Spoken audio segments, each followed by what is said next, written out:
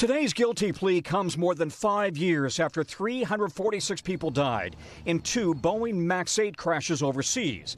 Boeing now admits it's committed a felony, misleading FAA regulators about new cockpit software that eventually brought both planes down. Family attorneys say the plea isn't enough. Victim families feel like Boeing is getting off easy.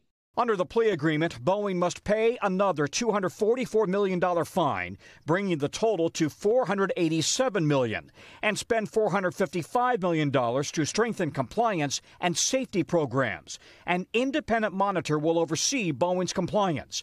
Boeing avoided prosecution in 2021 by agreeing to improve quality control and report truthfully to the FAA. But after the mid-air door plug blowout in January, prosecutors accused Boeing of violating that agreement. Today, Boeing said we have reached an agreement in principle on terms of a resolution with the Justice Department. CEO Dave Calhoun on Capitol Hill last month. We have tried to look at literally everything we do to make certain that that can never happen again. Nadia Milaron lost her 24-year-old daughter Samia in the Ethiopian crash. We have a perpetrator that killed 346 people, and they have to be accountable for those deaths.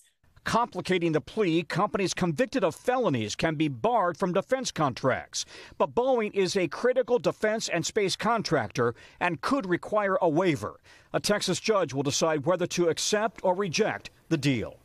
And Tom, while we have you, we're learning of another plane that lost a tire on takeoff today. Yeah, this was a United flight from LAX to Denver. The pilot of another plane reported a tire had dropped off that United 757. The plane flew on to Denver and landed safely. The FAA stepped up oversight of United's maintenance earlier this year after that tire fell off the landing gear of a plane headed for Japan, and then another United flight skidded off the runway while landing in Houston. United says it is investigating what happened today. Lester. All right, Tom. Thanks for watching. Stay updated about breaking news and top stories on the NBC News app or follow us on social media.